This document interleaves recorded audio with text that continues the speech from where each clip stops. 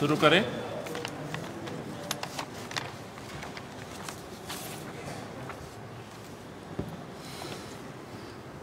आज की इस प्रेस वार्ता में मैं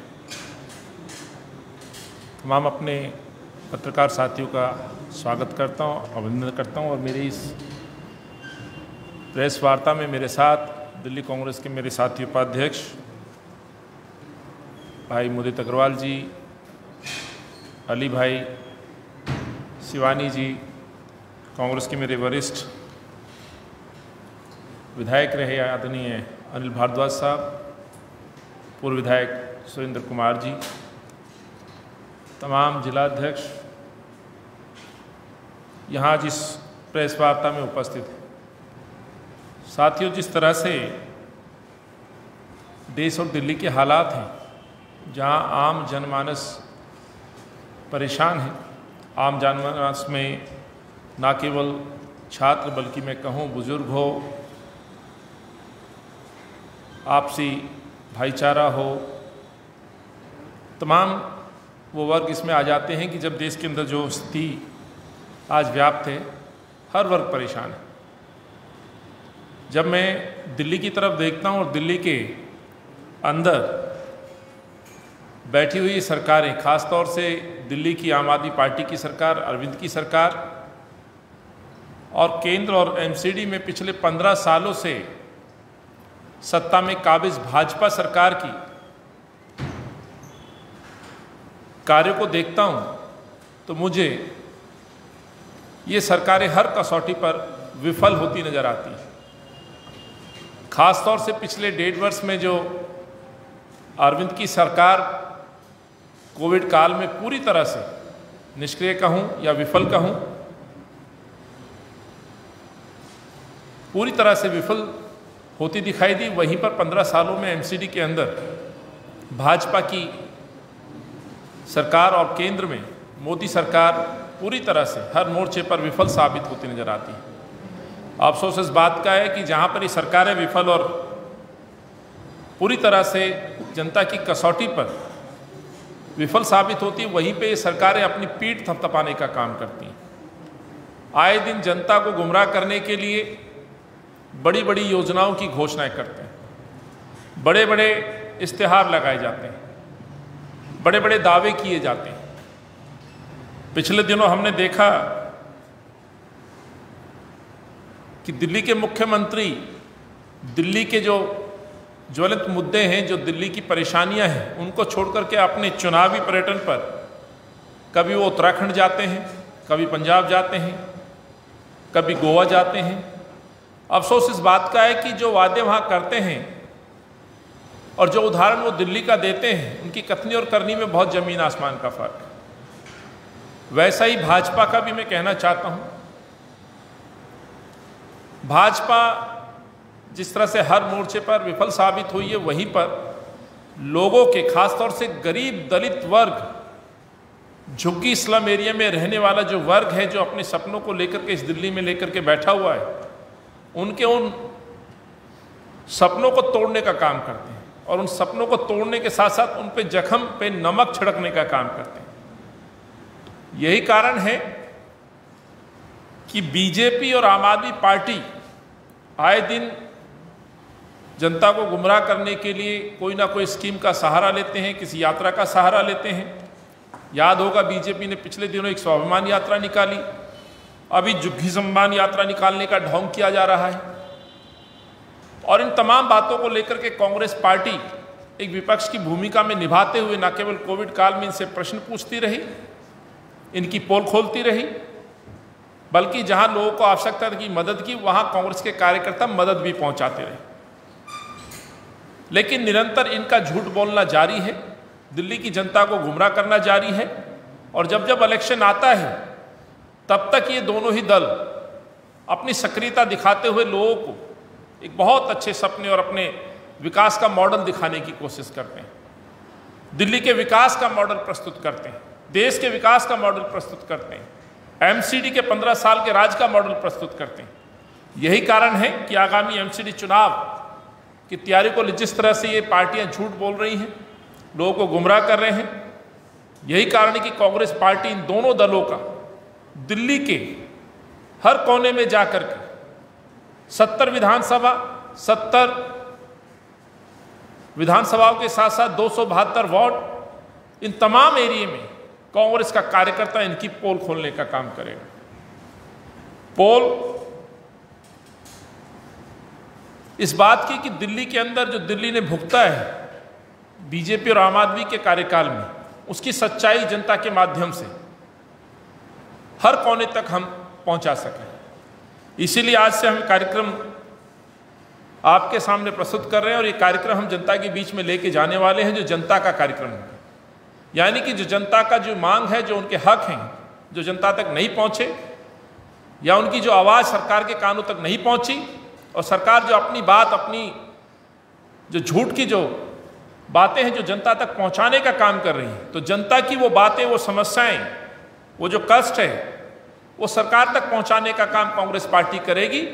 70 दिन, 70 विधानसभा, 272 वार्ड और 700 किलोमीटर की यात्रा कांग्रेस का कार्यकर्ता और मैं स्वयं हर वार्ड में जाकर के खोलने का काम करेगा। पोल खोलने का जो कार्यक्रम है साथियों, क्योंकि सरकार जिस तरह से अपनी पीठ थपथपा रही है, कुछ ऐसे बिंदु हैं जिन पे मैं आपके साथ शेयर कर रहा हूं। और 70 दिन के इस कार्यक्रम में हम ना केवल सरकार की विफलताएं बताएंगे, बल्कि भाजपा और आम आदमी पार्टी की जो नीयत है, जो इनकी आइडियोलॉजी है, जो सोच है, उसको भी उजागर करने का कांग्रेसी कार्यकर्ता घर घर जाकर के मुलाकात करके कार्य करेगा। दिल्ली के अंदर जिस तरह से 1.5 वर्षों में, खासतौर से कोविड काल में दिल्ली ने भुगता है, वो किसी से छुपा नहीं। वो पलायन का दौर, मजदूर अपने दिल्ली के घरों से निकल के अपने गांव की तरफ जिस तरह से बढ़े, उस तरह जिस तरह से सरकारों ने उनका दामन या हाथ छोड़ा, ये दर्शाता है कि ये सरकारें पूरी तरह से लोगों को भगवान भरोसे छोड़ करके अपने घर बैठ गई। एक मुख्यमंत्री लगातार 2.5 महीने अपने घर में छुप के बैठ जाए इस कोविड महामारी से, तो गांव का मुखिया, घर का मुखिया, प्रदेश का मुखिया यदि इस तरह से बैठ जाए, तो अपने प्रदेशवासियों की रक्षा किस तरह से हो सकती थी, ये हम सब ने देखा है। पोल हम खोलेंगे इस बात के लिए, जैसे मैंने कहा, केजरीवाल और भाजपा का जो खासतौर से झुग्गी वालों को लेकर के जो कहना रहा है, जो कथन रहा है, उसकी हम पोल खोलेंगे। जहां झुग्गी वही मकान का नारा देने वाले दोनों ही दल, दिल्ली के मुख्यमंत्री और देश के सर्वोच्च पद पर विराजमान देश के प्रधानमंत्री, भाजपा के प्रधानमंत्री और उनकी पार्टी के मैनिफेस्टो में लगातार ये दावा कि हम झुग्गी वासियों को वहां से विस्थापित नहीं करेंगे, अब उनको वही मकान बना के देंगे। लेकिन आज दूध का दूध और पानी का पानी है। इनकी कथनी और करनी का फर्क साफ तौर पे दिखता है। जहां दिल्ली के अंदर लाखों मकान बनाने का काम कांग्रेस सरकार ने शीलाजी के समय में किया था, आज उन कार्यों को रोकते हुए उन गरीबों को राजीव रत्न आवासीय योजना के तहत जो मकान मिलने थे, जिनका रजिस्ट्रेशन हुआ था, और लगभग 60,000 रुपये की राशि के तहत उनके सपनों को पूरा करने का जो लक्ष्य कांग्रेस ने रखा था, उस न केवल योजना को रोक दिया गया, बल्कि उन मकानों को अब किराए पे देने की बात की जा रही है। इसलिए मैंने कहा कि भाजपा न केवल गरीब झुग्गी वासियों को आप सम्मान देने की बात कर रहे हैं, बल्कि उनके जख्मों पर नमक छिड़कने का काम कर रहे हैं। ये उदाहरण है योजना इस बात का कि आज झुग्गी वासियों में जहां उनके मकान के सपनों को तोड़ा गया, वहीं पे झुग्गियों में रहने वाले या दिल्ली में रहने वाले जो गरीब दलित वर्ग है, मजदूर लोग हैं, परेशान लोग हैं, जिन्हें 2 वक्त के खाने की व्यवस्था नहीं है, और सरकारों से इस उम्मीद के लिए कि हमें राशन मिलेगा, लगभग 60 लाख राशन कार्ड पेंडिंग है। सो अरविंद केजरीवाल से भी हम प्रश्न पूछेंगे, भाजपा और मोदी प्रधानमंत्री से भी प्रश्न पूछेंगे कि आखिर गरीबों को दिल्ली में आपने कितने राशन कार्ड बढ़ा के दिए। प्रश्न हम ये भी पूछेंगे, पोल हम इस बात की भी खोलेंगे कि दिल्ली के अंदर एक भी नए व्यक्ति की पेंशन बनाने का काम इन सरकारों ने क्यों आज तक नहीं किया। स्लम के अंदर बहुत सारे ऐसे मुद्दे हैं, याद होगा एक कोर्ट के आदेश के अनुसार रेलवे ट्रैक के पास बसे हुए जे क्लस्टर को हटाने का आदेश हुआ। उन आदेशों के खिलाफ कांग्रेस पार्टी कोर्ट जाती है, लेकिन सरकारें मौन होकर के चुप बैठ जाती हैं। ये पोल खोलेंगे हम इस बात की कि कांग्रेस पार्टी उनके साथ खड़ी रही और सरकारें उनको छोड़ करके अपने चंद मित्रों की भलाई के लिए, बड़ी बड़ी इमारतों को खड़ा करने के लिए कहीं ना कहीं उनको उजाड़ने का एक नीति बनाने पे लोग कार्य करते रहे।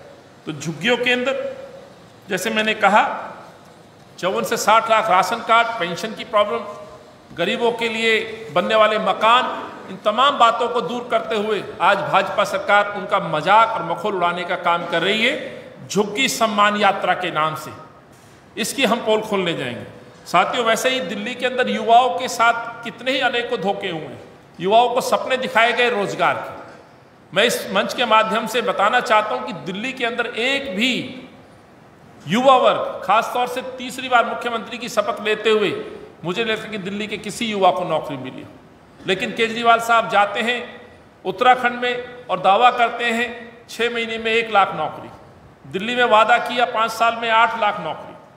दिल्ली की नौकरियों की हम बात करें तो मात्र 440 लोगों को आज तक नौकरी दे पाए केजरीवाल साहब, जबकि उनको 2013 से 21 तक लगभग 7 वर्ष पूरे हो चुके हैं। ये दर्शाता है कि अरविंद केवल अपने चुनावी उद्देश्य की पूर्ति के लिए लगातार ये झूठ बोलने का काम कर रहे हैं। तो इसकी पोल हम जनता के बीच में जाकर के उनसे पूछ करके खोलने का काम करेंगे और ये पोल खुलेगी। इन सरकारों से जवाब मांगे जाएंगे रोजगार के नाम पर।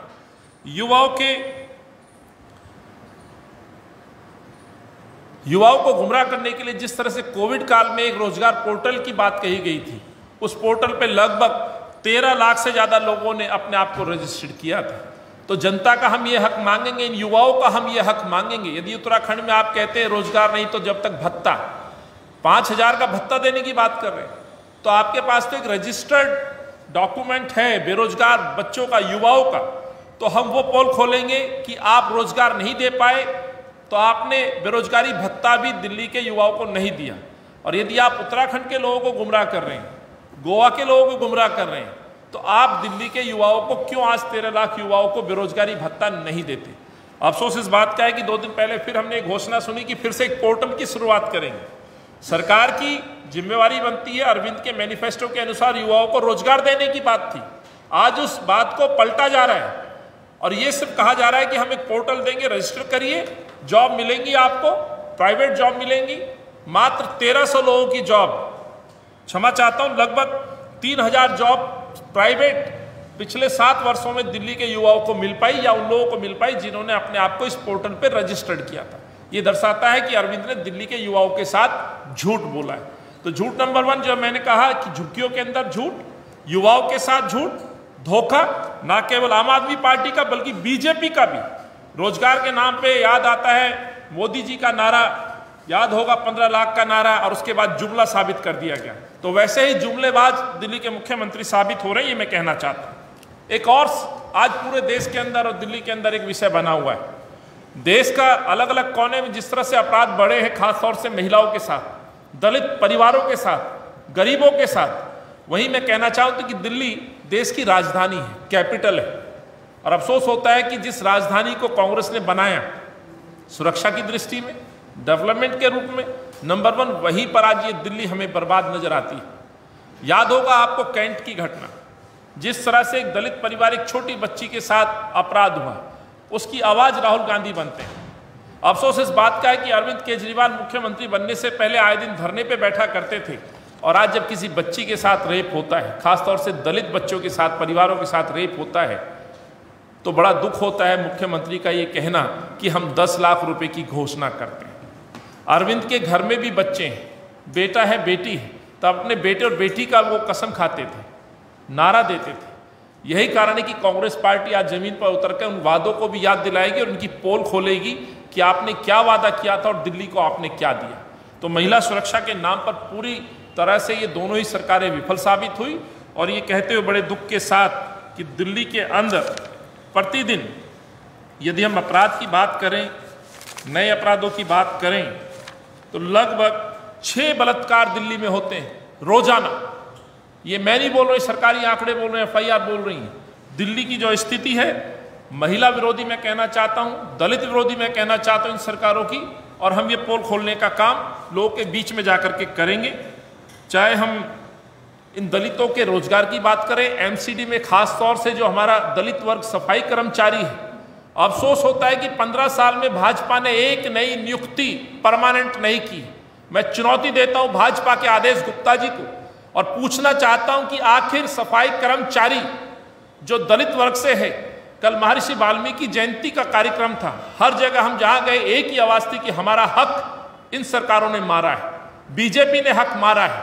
एक नई नियुक्ति नहीं दी, बल्कि ठेकेदारी प्रथा को आगे बढ़ाया जा रहा है। घोस्ट एम्प्लॉय जो कहे जा रहे हैं, जिसमें पूरी तरह इनको लताड़ पड़ी है, उसमें बीजेपी के कार्यकर्ता उसमें शामिल पाए जा रहे हैं, जो घर बैठ के सैलरी ले रहे हैं। दलित वर्ग के अलावा यदि कोई आर्थिक तौर पे पिछड़े हुए दिखा करके जॉब दिलाई गई है, तो वो भी पैसा लेकर के अपने घर बैठे हुए। सच्चाई यही है कि आज दिल्ली की सड़कों पे यदि कोई काम करता नजर आता है तो वो दलित वर्ग यानी कि वाल्मीकि समाज का वो व्यक्ति है, जो वर्षों से इस रोजगार में है कि उनको महीने पे सैलरी मिले और वो शहर की सफाई के लिए अपना पूरी तरह से ईमानदारी से कार्य को करता है। तो ना आज उनको टाइम पे सैलरी मिलती है, ना उनको वर्दी मिलती है, ना उनके भत्ते मिलते हैं। उसके लिए बार बार उनको धरने पे बैठना पड़ता है। इस शहर को अंदर, इस कैपिटल दिल्ली राजधानी जो देश की राजधानी है, अपनी सैलरी अपनी तनख्वाह के लिए संघर्ष करना पड़ता है। ये दिखाता है कि 15 साल में दिल्ली को बीजेपी ने बर्बाद कर दिया। इसीलिए हमने कहा था साथियों, जब ये अत्याचार, ये आरोप, हमने ये सुझाव दिया था कि दिल्ली के अंदर दिल्ली अनुसूचित जाति जनजाति आयोग बनना चाहिए, ये हमारी मांग थी। और मैं ये इस मंच से कहना चाहता हूं, कांग्रेस पार्टी जब सरकार में जाएगी, दिल्ली की खासतौर से मैं आपके सामने कहना चाहता हूं, ये आयोग खासतौर से कांग्रेस की प्राथमिकता रहेगी कि दलित परिवार, दलित वर्ग के साथ जो उत्पीड़न है, उनका अपना एक आयोग हो, जिसमें जाकर के दिल्ली के अपने ये दलित वर्ग जाकर के अपनी बात कह सके। और ये आयोग का गठन कांग्रेस पार्टी अवश्य करेगी। लेकिन आज तक यदि नहीं हुआ तो क्यों नहीं हुआ, ये प्रश्न अरविंद केजरीवाल से भी हम पूछेंगे। साथियों, पिछले दिनों एक और बड़ा विषय हुआ जिसपे दोनों ही पार्टियों ने बड़े बड़े दावे किए, ढोंग किए गए, जनता को गुमराह करने के लिए प्रदर्शन किए गए, चिट्ठी लिखी गई। वो खास तौर से आपके धन्यवाद देता हूं तमाम पत्रकार साथियों को, आपके चैनल, मेरे जितने भी यहाँ छायाकार साथी बैठे हैं, पूर्वांचल के विषय पर आज ये दिखाता है कि दोनों ही सरकारें जिनको निर्णय लेना है, डीएमए का सहारा बना करके अपना पल्ला झाड़ना चाहते हैं। छठ पूजा को जिस तरह से बैन लगाया गया, ये क्या दर्शाता है? मैं कहना चाहता हूं ये निर्णय पूरी तरह से पूर्वांचल विरोधी ये निर्णय था। अन्यथा यदि बैन नहीं लगाया होता, यदि ये आप पूर्वांचल विरोधी नहीं होते, तो मैं समझता हूं ये पूर्वांचल का जो महान पर्व है, ना केवल पूर्वांचल का बल्कि आज ये देश और दिल्ली के हर उस व्यक्ति का पर्व है जो छठी मैया में आस्था रखता है, सूर्य देव में आस्था रखता है। जब इस पर्व पे आप बैन लगाते हैं तो माफ कीजिएगा, वो तमाम धर्म के जो दूसरे पर्व हैं वो लगातार देश में आयोजित हो रहे हैं, चुनावी सभाएं हो रही हैं, प्रदर्शन हो रहे हैं। लेकिन अफसोस है कि केजरीवाल साहब कहते हैं कि पानी से बहुत तेजी से ये संक्रमण फैलता है। तो अरविंद से मैं पूछना चाहता हूं, तमाम दिल्ली के तरणताल जिनको हम कहते हैं स्विमिंग पूल खुले हुए हैं, तमाम 5 स्टार के स्विमिंग पूल खुले हुए हैं, क्या वहां पर कोरोना नहीं फैलता? क्या आपकी चुनावी सभा या आपके स्वाभिमान यात्रा, क्या आपकी राम मंदिर से निकालने वाले उप मुख्यमंत्री की बड़ी यात्रा, क्या उसमें संक्रमण नहीं फैलता? क्या केवल छठ के अंदर जो छठी मैया की जो आराधना करते हैं, जो 3-4 दिन की अटूट मेहनत के साथ अपने मनोकामनाओं की पूर्ति होने पर या अपनी पूर्ति के लिए भगवान से, सूर्यदेव से, छठी मैया से अपनी पूर्ति के लिए दुआ करते हैं, क्या उस पर बैन लगाना उचित था? मैं समझता हूं जहां तमाम वर्ग, तमाम धर्म के लोगों को अपने अपने पर्व मनाने की इजाजत दी गई, वहीं पे छठ को बैन लगाना ये दर्शाता है कि आपकी मानसिकता पूरी तरह से पूर्वांचल विरोधी।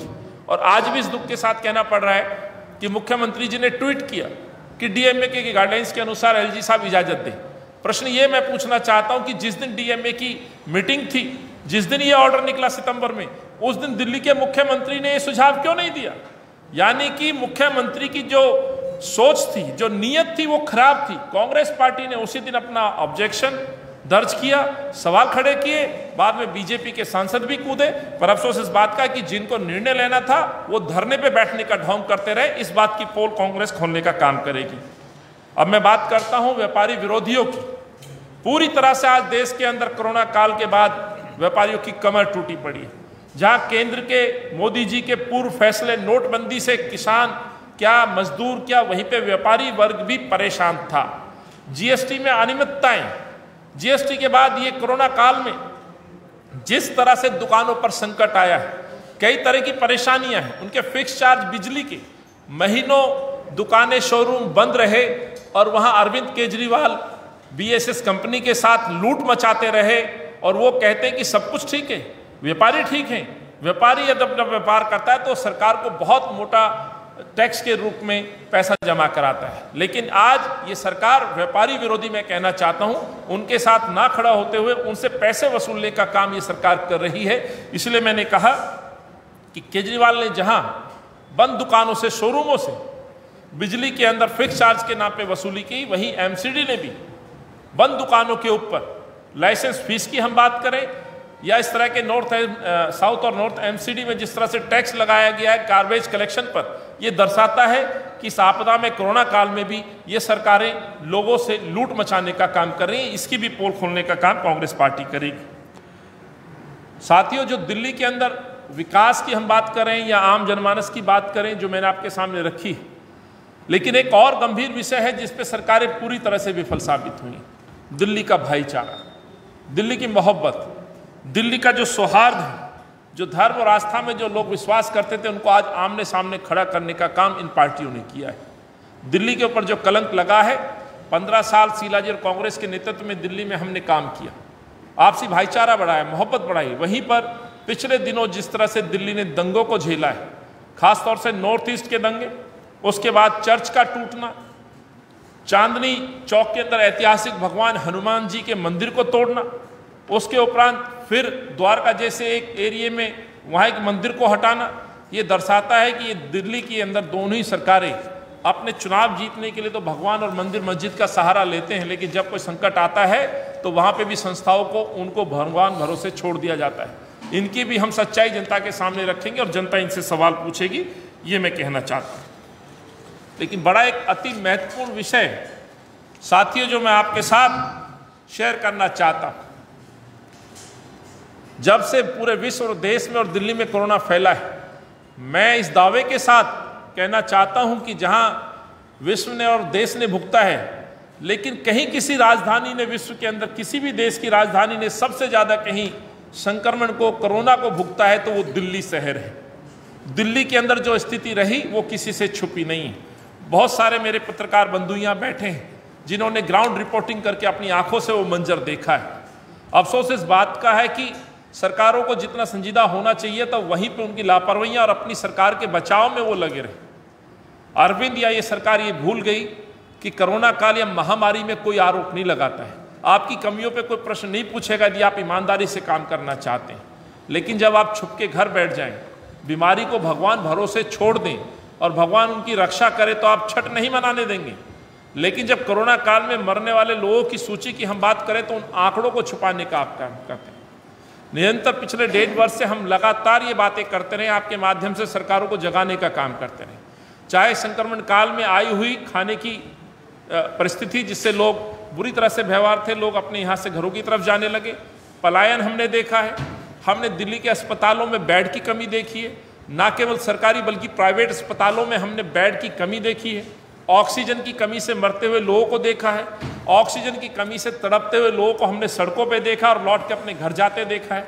और तो और इससे बुरा क्या हो सकता है, जहां शायद ही कभी हमने लंबी लाइन देखी हो, हमने शमशान घाट और कब्रिस्तान में भी लंबी लंबी कतार होते हुए देखा है।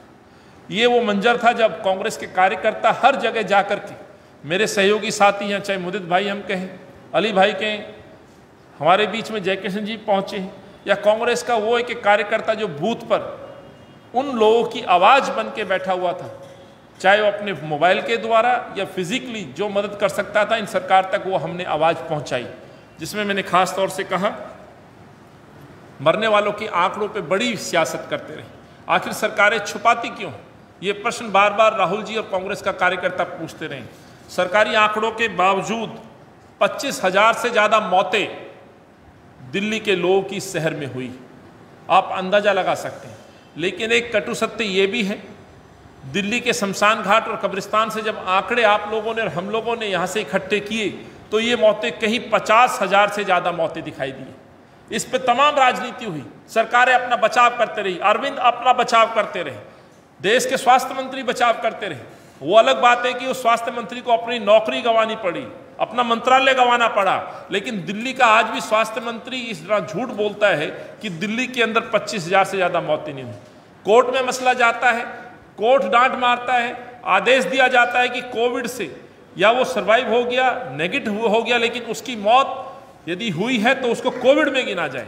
ये कमियां हैं जो ये सरकारें छुपाने का निरंतर काम कर रही थी। मौत की सच्चाई छुपाई गई, ऑक्सीजन की सच्चाई छुपाई गई, लोगों को जो भूख से मरने वाले या परेशान लोग थे उनकी सच्चाई को छुपाया गया, बीमारी में इलाज मिलने वाले इलाज को छुपाया गया, इंजेक्शन पे हुई कालाबाजारी, दवाइयों पे हुई कालाबाजारी, अस्पताल जो सरकारी बन के तैयार थे उनको क्यों नहीं शुरू कराया गया। यही तमाम बातें होंगी जिनको हम लेकर के जाएंगे, जनता के बीच में जाएंगे। सरकारें अपना कितना ही पीठ थपथपाए, कितना ही अपने आप को अच्छा बताए, लेकिन सच्चाई यही है। कोरोना काल में दिल्ली को भगवान भरोसे छोड़ने वाला मुख्यमंत्री ये कैसे दावा कर सकता है कि दिल्ली में सब कुछ ठीक है? कैसे दावा कर सकता है दिल्ली का मुख्यमंत्री कि हमने कोरोना के खिलाफ जंग लड़ी? सच्चाई ये है कि आपने भगवान भरोसे कोरोना को छोड़ दिया, दिल्ली की जनता को छोड़ दिया, और यही कारण है कि 50,000 से ज़्यादा मौतें दिल्ली की सड़कों पर हुई हैं। लंबी लंबी कतारें ये दर्शाती हैं कि दिल्ली सरकार और केंद्र सरकार पूरी तरह से इस संक्रमण के इस संभालने में, तैयारियों में पूरी तरह से फेल साबित हुई। यही कारण है कि द्वारका का अस्पताल, बुराड़ी का अस्पताल, दक्षिणपुरी का अस्पताल, जब तक मैं वहां स्वयं नहीं पहुंचा, कांग्रेस का कार्यकर्ता जिला अध्यक्ष नहीं पहुंचा, तब तक इन सरकारों की नींद नहीं टूटी। यही कारण है कि गृह मंत्री हो, एलजी साहब हो, सर्वदलीय पार्टी में जब हमने ये बात रखी तो मुख्यमंत्री जी खुद इस बात से अवेयर नहीं है कि उनके पास 3 बड़े अस्पताल बन के तैयार हैं। इस बीमारी के खिलाफ जो जंग लड़ने का सबसे बड़ा हथियार बताया जा रहा था टीकाकरण, उस टीकाकरण पे आज बहुत पीठ थपथपाई जा रही है, उत्सव मनाया जा रहा है। मैं कहता हूं उत्सव की बजाय इस सरकारों को जवाब देना चाहिए कि डिले क्यों हुआ। जवाब देना चाहिए कि टीकाकरण जो मुफ्त की मांग जो सरकार कांग्रेस पार्टी लगातार करती रही, लोगों को इस चीज के लिए मोटिवेट करने के लिए, उस पर सरकार क्यों जवाब नहीं देती? टीकाकरण में हुई देरी, टीकाकरण में गरीबों का पिछड़ना, प्राइवेट अस्पतालों को लालच, प्रलोभन या ये कहें कि उनको फायदा पहुंचाने की जो अरविंद की सोच थी, यही कारण है कि दिल्ली के अंदर टीकाकरण भी लेट हुआ, देरी से हुआ। नहीं तो काफी लोगों को बचाया जा सकता था, ये मैं कहना चाहता हूं। ऑक्सीजन संकट का मैंने आपसे जिक्र किया, महीने छुप के बैठ गए, मौत के आंकड़े छुपाए गए, और मरने वालों को जो मांग कांग्रेस पार्टी करती रही 5 लाख रुपए की मदद दी जाए, अफसोस इस बात का है कि 50,000 रुपए घोषणा करके कहीं ना कहीं उनके जख्मों पे भी नमक छिड़कने का काम किया जा रहा है। 25,000 मौतों में मैं दावे के साथ कहना चाहता हूँ लगभग 50% लोग ऐसे होंगे जिन्होंने रेमडेसिविर जैसे इंजेक्शन को ब्लैक मार्केटिंग में मिनिमम 10 से 40,000 रुपए में खरीदा है। तो कैसे उसकी मौत को हम 50,000 से हम क्या उसके परिवार को मदद दे सकते हैं? मुझे नहीं लगता अभी जो आर्थिक बोझ उनके ऊपर होगा उस 50,000 से शायद उनकी मदद की जा सके। यही मांग हम करते रहे, 50,000 की बजाय 5 लाख रुपए मिलना चाहिए, और कंटोनमेंट जो एरिया था वहां पर कम से कम न्याय योजना के तहत उन लोगों को यदि हर महीने 5 से 7,000 रुपए की मदद दी जाती तो मैं समझता हूं दिल्ली की आर्थिक व्यवस्था भी ठीक रहती, आर्थिक नुकसान नहीं होता, लोग परेशान नहीं होते, पलायन नहीं होता, लोग दवाइयों के लिए तड़पते नजर नहीं आते, जिसमें पूरी तरह से आम आदमी पार्टी की सरकार हर मोर्चे पे मुझे विफल नजर आई। ये मैं आपसे कहना चाहता हूं। सफाई कर्मचारियों की मौत पर 50 लाख रुपए देने की घोषणा की थी, बीजेपी ने भी इसी तरह की घोषणा की थी। सच्चाई यही कि 1-2 जनों को छोड़ करके आज तक किसी भी सफाई कर्मचारी, जिनको हम कोरोना योद्धा बोलते हैं, आज तक किसी भी सफाई कर्मचारी 1-2 साथियों को छोड़ दें, सिंबॉलिक तरीके से अलग अलग वर्ग में 1-1, 2-2 सैंपल लेकर के आपने लोगों को ये दिखाने की कोशिश की है कि आपने तमाम लोगों को आपने मदद दे दी। 1-2 आपने फायरमैन को दी है, 1-2 नर्स को दी है, 1-2 डॉक्टर को दी है, 1-2 टीचर्स को दी है। लेकिन इस संक्रमण काल में जितने लोग सरकारी नौकरी पे थे, चाहे हमारा सफाई कर्मचारी है जो अस्पतालों से निकले हुए कूड़े को, संक्रमण को उठा करके ढलाव घर, और ढलाव घर से जो है उसको बड़े कूड़े मैदान तक ले जाता था, उसमें जो मौतें हुई है आज तक आपने उनको वो मुआवजा ना उनको सम्मान आपने दिया है।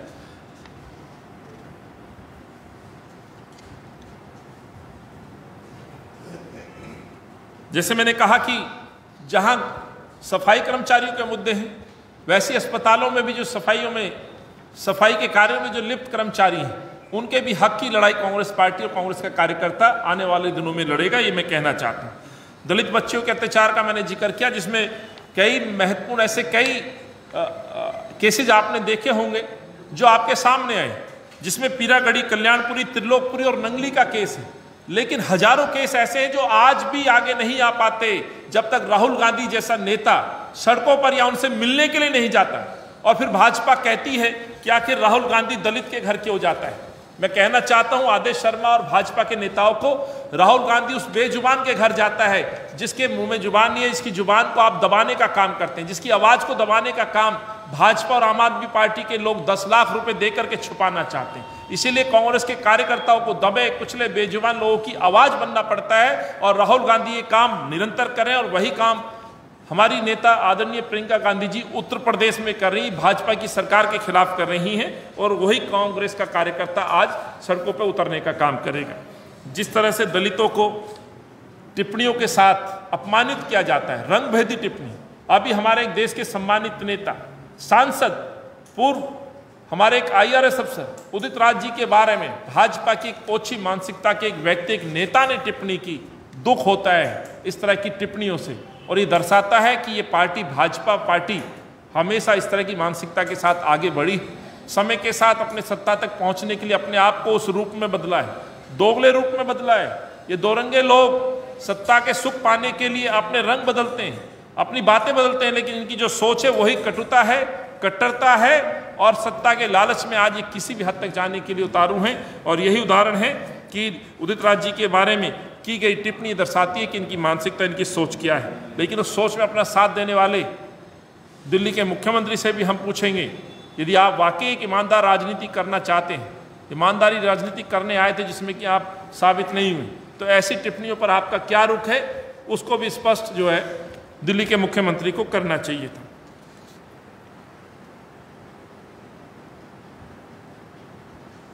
मैं उस ट्वीट की तरफ आपका ध्यान दिलाना चाहता हूं जिस तरह से उनके भाजपा के नेता ने, राष्ट्रीय नेता ने टिप्पणी की थी कि कोयला कमी की पूर्ति के लिए दलितों को ईंधन के रूप में झोंकने की जैसी बात भाजपा के नेता करते हैं।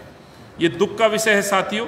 जो व्यक्ति, जो पार्टी, और इस ट्वीट के माध्यम से मैं कहना चाहता हूँ, नस्लवादी, जातिवादी, दलितों के खिलाफ सोच और लोकतंत्र विरोधी ये सोच है, ये नेता है जिसका कांग्रेस पार्टी मैदान में जाकर दिल्ली की जनता के बीच में इनकी पोल खोलने का काम करेगी।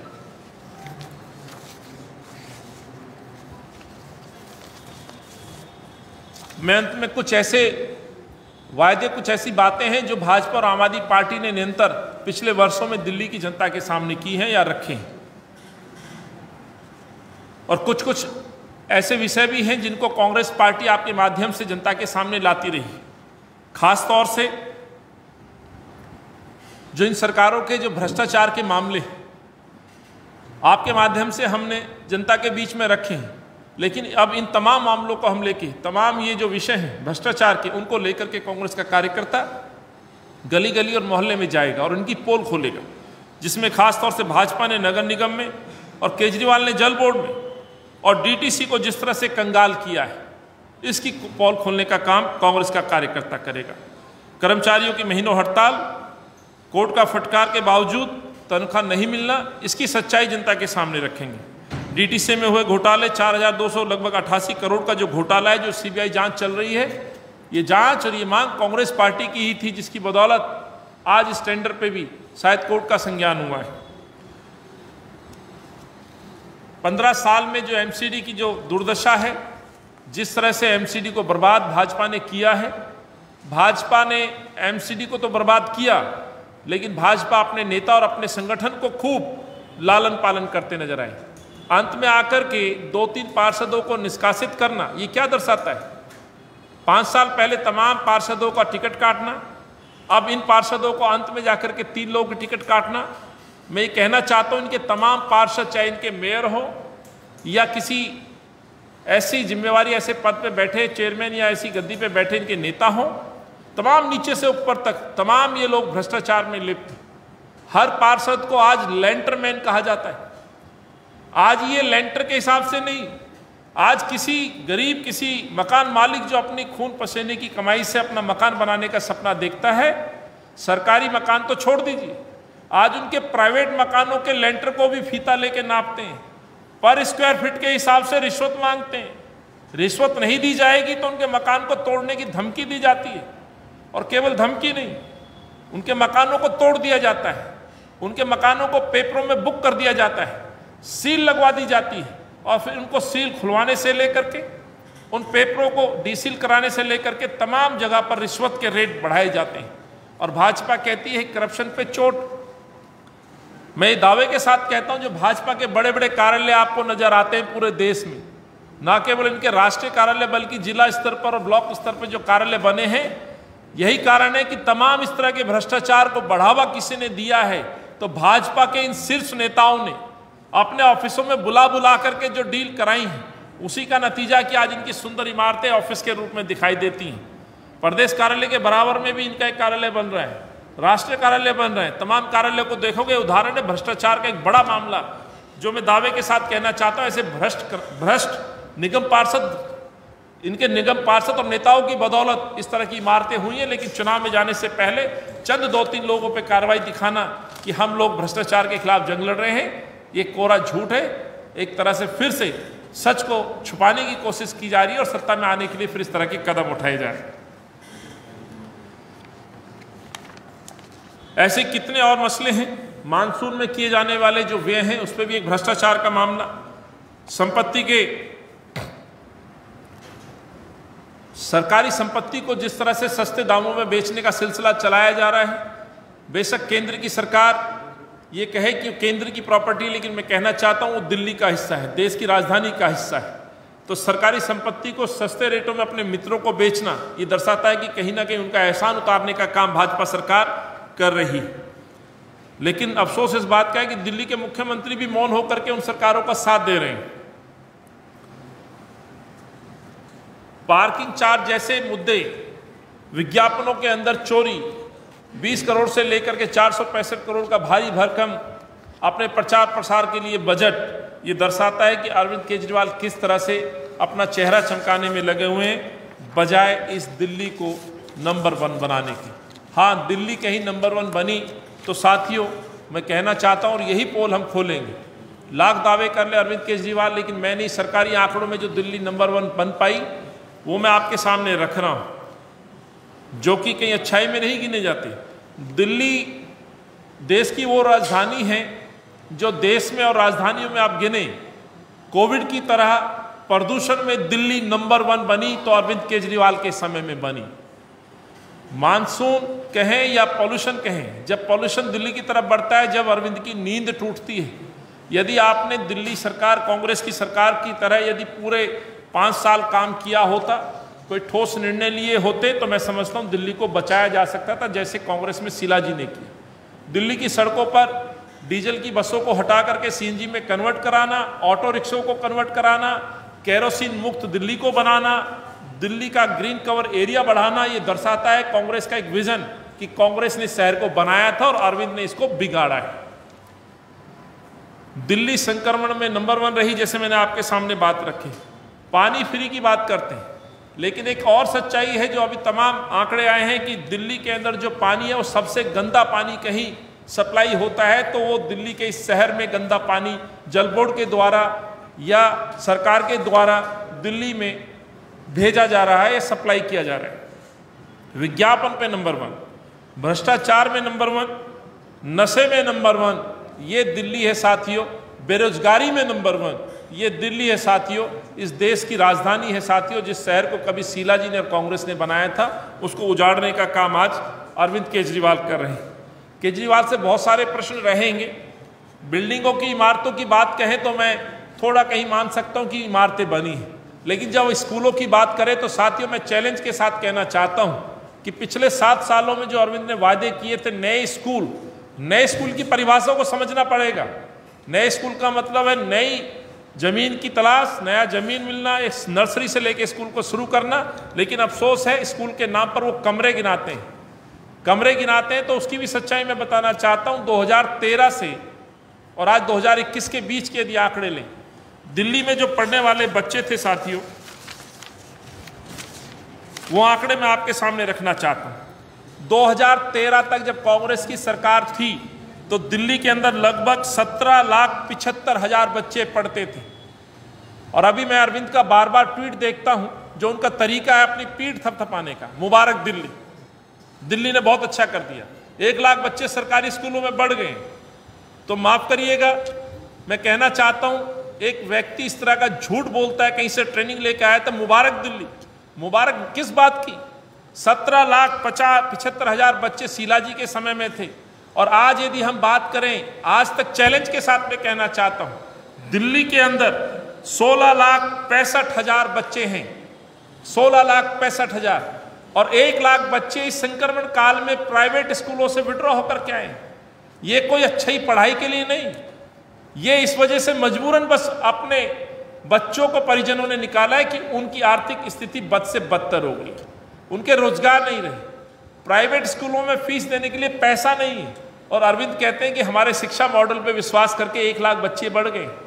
यदि उन 1 लाख बच्चों को भी जोड़ लें तो साथियों, बड़े दुख के साथ कहना चाहता हूं, मुबारक दिल्ली जो शब्द यूज करते हैं, अफसोस दिल्ली कि दिल्ली में आज भी शीला जी के समय में पढ़ने वाले बच्चे की तुलना यदि मैं अरविंद के सरकारी स्कूलों में पढ़ने वाले बच्चों से करूं तो आज भी लगभग 16 या 15,000 बच्चे कम हैं। आप कमरे गिनाते हैं, डायस गिनाते हैं, लेकिन आप ये नहीं बताते कि बच्चों की संख्या क्यों नहीं बढ़ी। आज भी सीबीएसई के आंकड़ों की हम बात करें, परीक्षा परिणामों की बात करें, तो आज भी दिल्ली शीला जी के समय से तुलना करें तो आज दिल्ली पिछड़ती नजर आती है। और मुझे लगता है कि किसी भी शिक्षा मॉडल को आपने यदि समीक्षा करनी है तो वहाँ के परिणामों को देखना पड़ेगा, पढ़ने वाले बच्चों की संख्या को देखना पड़ेगा, और जिसमें पूरी तरह से अरविंद केजरीवाल विफल साबित होते नजर आए। एक नया झुग्गी वासियों को एक घर नहीं अलॉट किया, जो मकान कांग्रेस के समय में मिले थे वही मकान मिले। राजीव रत्न योजना को कैंसिल करके पहले मुख्यमंत्री योजना बनाना, और आज उस योजना को सिरे से खत्म कर देना। भारत सरकार ने बिल्कुल खत्म कर दिया बने बनाए मकानों को, जो मकान JNNURM मिशन के तहत दिल्ली में बने थे। गरीब लोगों को उनके सपने को पूरा करने के लिए आज उन मकानों को रेंट पॉलिसी के तहत किराए पे देने की एक साजिश नहीं, बल्कि मैं कहना चाहता हूं स्कीम को लागू कर दिया गया है, जो कि अफसोस है, जो गरीब विरोधी है, जो झुग्गी विरोधी है। एक नया अस्पताल नहीं, बसों का मैंने जिक्र किया, एक नई बस सड़कों पर नहीं, एक नया राशन कार्ड नहीं, और एक भी कॉलोनी आज तक जो अनधिकृत कॉलोनी थी वो उसको आज तक नियमित नहीं किया गया। ये एक सच है, ये जानकारियां हैं जो मैंने आपसे बात रखी अलग अलग विषय पे, और बहुत सारे ऐसे विषय मुद्दे हैं जिनको लेकर के कांग्रेस पार्टी पोल खोलने का काम करेगी। और आगामी नगर निगम के चुनाव में मुझे पूर्ण रूप से विश्वास है कि कांग्रेस का कार्यकर्ता ही नहीं, दिल्ली का युवा, झुग्गियों में रहने वाला व्यक्ति, या हमारा दलित वर्ग, पीड़ित वर्ग, या कोरोना काल में जिसने सबसे ज्यादा भुगता है, चाहे वो मेडिसिन की कमी हो, बेड की कमी हो, खाने की कमी हो, या अन्य किसी ऐसी पीड़ा से गुजरा है, वो इन सरकारों से जरूर सवाल पूछेगा। और नगर निगम में आने वाले चुनाव में लाख कोशिश कर ले भाजपा अपने आप को बचाने की, लाख कोशिश कर ले इन चुनाव को टालने की, लेकिन जब भी चुनाव आएगा, चुनाव के समय आपके कामों की समीक्षा होगी और ये जनता फैसला लेगी, आपको हराने का काम करेगी। ये मैं कहना चाहता हूं। हमारी जो कार्यक्रम है आज जो हमने आपके सामने रखा है, सोमवार से यानी कि 25 तारीख,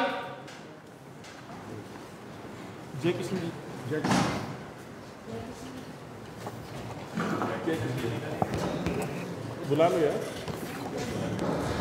वीर सिंह भाई आप भी, वीर सिंह इधर आ जाओ।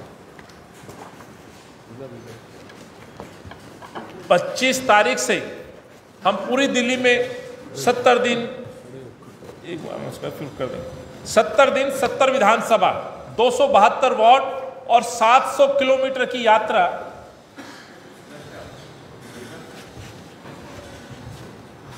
700 किलोमीटर की यात्रा पूरे दिल्ली में हम करेंगे। ये मैं आपके सामने हमारी जो यात्रा का जो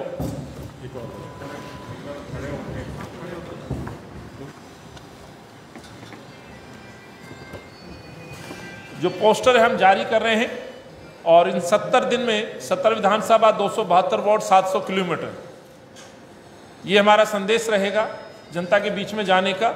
और ये इस पोस्टर के माध्यम से हम जागरूक करेंगे हर व्यक्ति को, हर वर्ग को, हर कॉलोनी को, चाहे वो अनऑथराइज कॉलोनी हो, रिसेटलमेंट कॉलोनी हो, स्लम हो, गांव हो, दिल्ली देहात हो, उनकी भी हम जो बातें हैं, जो सच है वो जनता का, वो सरकार के सामने रखेंगे।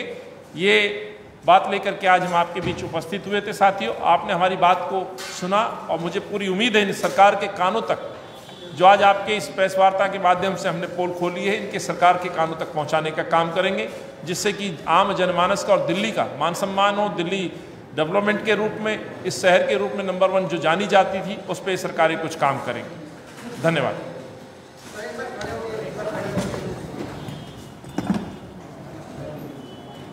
एक सेकेंड, जैक्सन जी आइए ना प्लीज, एक पोस्ट और दे दो भाई। पोस्ट में 1-2 और करा दीजिए।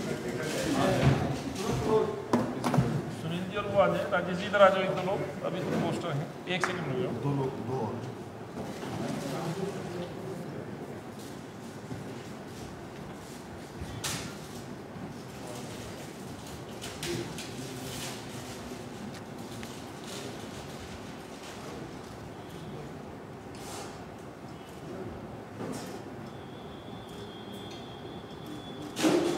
Thank you.